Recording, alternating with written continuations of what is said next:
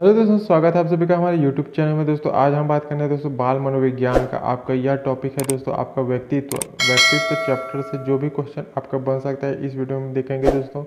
तो चलिए दोस्तों आते हैं हमारे पहले क्वेश्चन पर। और इससे पहले दोस्तों आपने अभी तक हमारे चैनल को सब्सक्राइब करके नहीं रखा है तो चैनल को जरूर सब्सक्राइब कर लीजिए, क्योंकि हम आपके लिए इसी तरह के इंपॉर्टेंट वीडियो लाते रहते हैं। तो चलिए दोस्तों आते हैं हमारे पहले क्वेश्चन पर। पर्सनालिटी शब्द जो है वो किस मूल से लिया गया है? तो पर्सनालिटी शब्द वो है दोस्तों, वो कहाँ से लिया गया है? इंग्लिश से लिया गया है, रोमन से, जर्मन से या लैटिन से? तो जो पर्सनालिटी शब्द है दोस्तों वो ऑप्शन डी हो जाएगा, लैटिन। ऑप्शन डी लैटिन होगा। इस क्वेश्चन का आंसर डी आंसर होगा दोस्तों, लैटिन। लैटिन से लिया गया शब्द है। तो ये भी क्वेश्चन वेरी वेरी इंपॉर्टेंट है। और नेक्स्ट क्वेश्चन है दोस्तों, आपका व्यक्तित्व के लिए अंग्रेजी शब्द पर्सनालिटी है जो लैटिन भाषा के शब्द से उत्पन्न हुआ है जिसका अर्थ है मुखौटा। तो किससे हुआ है दोस्तों? ऑप्शन देख सकते हैं यहाँ पर ABCD मौजूद है आपके पास। तो यहाँ पर ऑप्शन मौजूद है, तो आपको जो भी आसान लगे तो कमेंट करके बता सकते हैं कि कौन सा आंसर होगा, ए होगा, बी या सी। तो बताइए दोस्तों, तो कौन सा आंसर होगा? तो यहाँ पर जो है दोस्तों ऑप्शन बी हो जाएगा, पर्सन। ये आपका राइट आंसर होगा, बी। जो पर्सनालिटी शब्द का जो यहाँ पर शब्द है, जो लैटिन भाषा का शब्द है, वो किससे उत्पन्न हुआ है? तो पर्सन। तो ये आपका बी आंसर हो जाएगा दोस्तों। वही नेक्स्ट क्वेश्चन है, व्यक्तित्व के आत्मज्ञान सिद्धांत का प्रतिपादन किसने किया? तो व्यक्तित्व जो है दोस्तों आपका पर्सनालिटी, इंग्लिश में पर्सनालिटी कहेंगे। तो आत्मज्ञान का जो है प्रतिपादक किसने किया? तो वो किया है दोस्तों आपका सी आपका राइट आंसर हो जाएगा। बढ़ते हैं दोस्तों नेक्स्ट क्वेश्चन की ओर। ये क्वेश्चन वेरी इंपॉर्टेंट क्वेश्चन है दोस्तों। वुडवर्थ ने व्यक्तित्व के शील गुणों की संख्या बताई है। तो कितनी संख्या बताई है दोस्तों? तो जो वुडवर्थ है दोस्तों उन्होंने 12, यहाँ पर 12 आपका राइट आंसर हो जाएगा। 12 आपका राइट आंसर होगा दोस्तों, 12। वही बढ़ते हैं दोस्तों नेक्स्ट क्वेश्चन की ओर।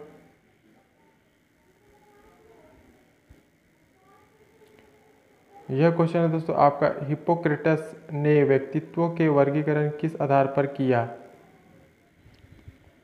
तो यहाँ पर हिप्पोक्रेटस है जिन्होंने वर्गीकरण किस आधार पर किया है दोस्तों? ए है आपका सामाजिकता के आधार पर, बी आपका शारीरिक बनावट के आधार पर, सी आपका संवेग या स्वभाव के आधार पर, डी आपका चिंतन या काल्पनिकशीलता शक्ति के आधार पर। तो यहाँ पर सी होगा दोस्तों आपका स्वभाव के आधार पर, संवेग और स्वभाव के आधार पर यहाँ पर जो है हिप्पोक्रेटस ने वर्गीकरण किया है। तो आपका यहाँ पर सी आंसर होगा इस क्वेश्चन का। वहीं बढ़ते हैं नेक्स्ट क्वेश्चन की ओर। ये क्वेश्चन है दोस्तों आपका, टर्मन ने किस आधार पर व्यक्तित्व का वर्गीकरण किया है? तो यहाँ पर टर्मन जो है दोस्तों, टर्मन उसने किस आधार पर किया? तो यहाँ पर बी होगा आपका बुद्धि लार्दी अर्थात IQ के लिए आधार पर यहाँ पर टर्मन ने जो है आपका व्यक्तित्व का वर्गीकरण किया था। तो इसको भी आपको याद रखना है। नेक्स्ट है हमारा, यह क्वेश्चन है दोस्तों आपका,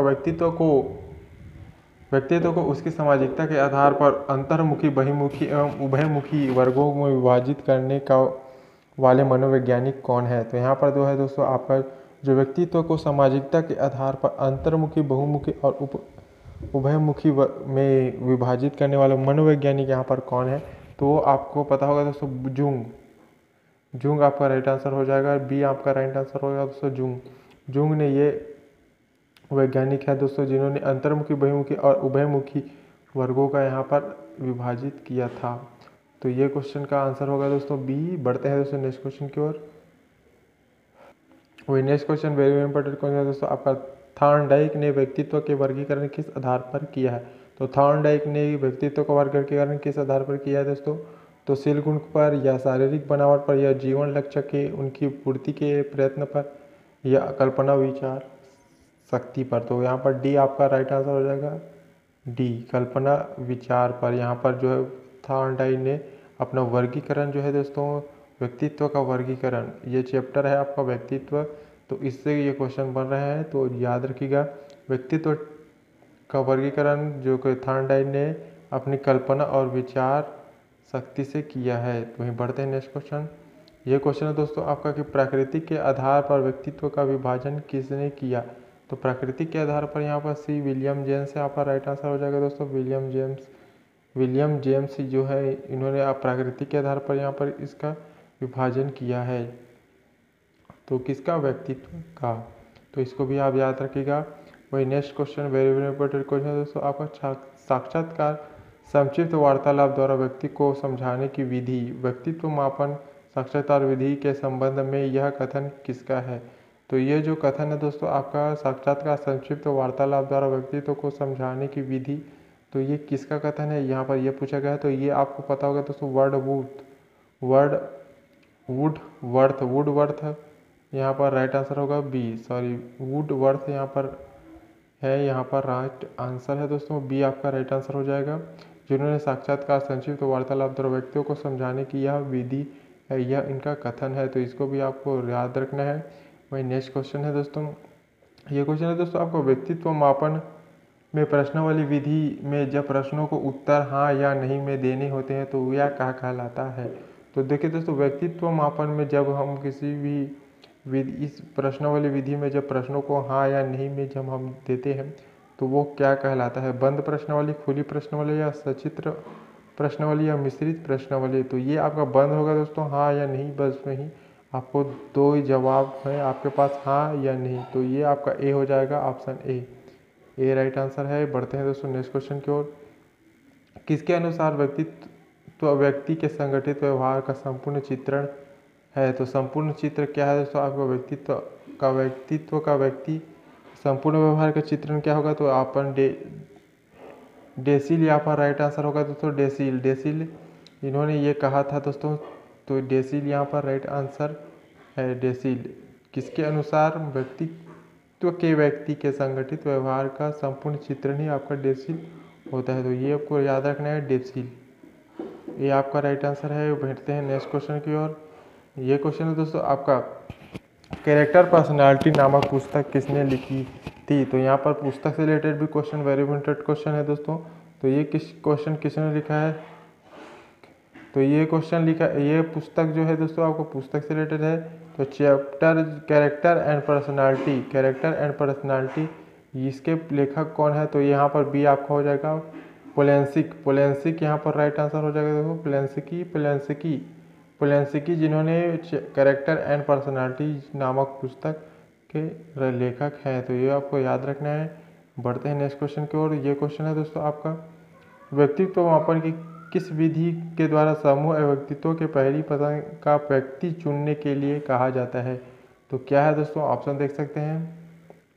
तो इस क्वेश्चन का आंसर हो जाएगा दोस्तों ऑप्शन डी, समाज मित्ती आपका राइट आंसर हो जाएगा। समाज मित्ती इसका राइट आंसर है। इस क्वेश्चन को याद रखिएगा। बढ़ते हैं नेक्स्ट क्वेश्चन की ओर। वही अगला क्वेश्चन है दोस्तों आपका, बाल्यावस्था में बालक का व्यक्तित्व होता है। तो बाल्यावस्था में जो है बालक का क्या होता है दोस्तों? बहिर्मुखी। ये आपका राइट आंसर हो जाएगा ए, बहिर्मुखी हो गया था दोस्तों व्यक्तित्व आपका। वही नेक्स्ट है, अंतर्मुखी व्यक्तित्व की विशेषताएं हैं। तो क्या है दोस्तों विशेषताएं? तो ऑप्शन है, इसका मुख अंदर की और बाहर धंसा होता है। बी, इसके मुख की बनावट अन्य से भिन्न होती है। सी, इनमें नेतृत्व के गुण पाए जाते हैं। डी, इनमें सामाजिकता के गुण कम पाए जाते हैं। तो डी आपका राइट आंसर हो जाएगा यहाँ पर। वहीं अगला क्वेश्चन है दोस्तों, अहम को कहते हैं। तो अहम को क्या कहते हैं? तो ये आपका ईगो होगा दोस्तों। अहम, ईगो आपका राइट आंसर हो जाएगा, ईगो। वही नेक्स्ट है हमारा, यह क्वेश्चन है दोस्तों कि आपका जो फायार्ड ने सबसे अधिक बल किस मूल प्रवृत्ति पर दिया है? तो यहाँ पर काम प्रवृत्ति पर दिया है। वही नेक्स्ट है हमारा, यह है दोस्तों आपका TAT परीक्षण का निर्माण किसने किया? तो जी इस क्वेश्चन को भी हमने कल ही किया था दोस्तों। तो यहाँ पर हमका TAT क्या है दोस्तों? परीक्षण विधि किसने किया था? तो यहाँ आपका राइट आंसर होगा बी आपका राइट आंसर होगा मुरे जिसमें हम कल ही इस क्वेश्चन को हमने कल किया था। तो TAT क्या है? तो इस क्वेश्चन को हमने बनाया था दोस्तों। तो नेक्स्ट क्वेश्चन है हमारा, तो ये राइट आंसर हो जाएगा दोस्तों इस क्वेश्चन का आपका, व्यक्तित्व के प्रभावशीलता करने वाली कारक है। तो क्वेश्चन का आंसर क्या होगा? तो यहाँ पर क्वेश्चन है का आंसर क्या है दोस्तों, तो उपरोक्त दोनों वंशानुक्रम और वातावरण व्यक्तित्व को प्रभावित कौन करता है दोस्तों, आपका यहाँ पर उपरोक्त दोनों यहाँ पर दिया हुआ है, तो ये आपका राइट आंसर हो जाएगा सी। आपका सी यहाँ पर दिया है, तो उपरोक्त दोनों, तो ये दोनों ही आपके प्रभावित करते हैं, तो उपरोक्त दोनों दिया है, तो सी आपका राइट आंसर हो जाएगा इस क्वेश्चन का। वही नेक्स्ट है दोस्तों, वांछित व्यक्तित्व होता है, तो वह क्वेश्चन है आपका वांछित व्यक्तित्व होता है, तो यहाँ पर होगा दोस्तों संवेगी स्थिर। सी आपका राइट आंसर हो जाएगा संवेगी स्थिर। वही लास्ट क्वेश्चन है दोस्तों इस वीडियो का, एफ व अम एवं अक्षरों के ध्वनि में अंतर न कर पाना अधिगमन किस समस्या से संबंधित है, तो कौन सा है दोस्तों, फा व म और न अक्षरों के ध्वनि में जो अंतर है उसको, जो अंतर को न पाना वह किस अधिगमन पर आता है, तो वो आपका अवधान केंद्रण पर आता है। तो यहाँ ही पर हम वीडियो को समाप्त करते हैं दोस्तों, इस क्वेश्चन का आंसर ए हो जाएगा। और वीडियो को यहीं लास्ट तक देखने के लिए धन्यवाद, और अपना सेहत का ध्यान रखिएगा। मिलते हैं दोस्तों अगले वीडियो में, धन्यवाद। थोड़ा जल्दी से काम आ गया है आज।